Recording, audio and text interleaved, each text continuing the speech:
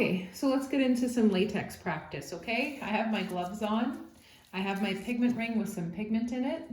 I have my disposable pen with my blade tight in the pen, and this U blade happens to be out a little bit angled because we don't want to work with it straight perpendicular, straight 90 degrees, so that we can see what we're doing. Put your pigment ring at the base of your finger, nice and deep on your finger so that it doesn't fall off. Sometimes I kind of open it like that. Okay, actually, sorry, that's the wrong hand for me.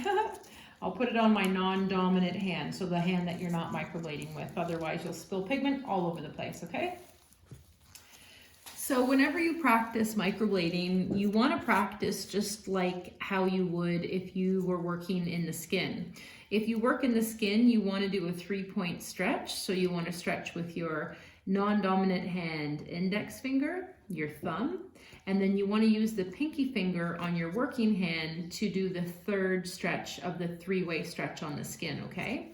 Just for cohesion and for this to be a little bit easier for you guys, I'm going to try to keep my hand out of the way so you can see the pattern that I'm making.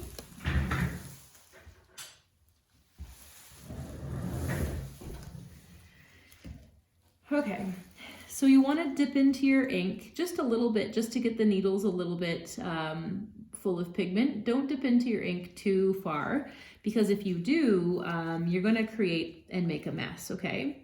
So I teach the spine 6 pattern. It's a mixed pattern. So you're going to first start by putting in your brow strokes at the beginning of the bulb of the brow.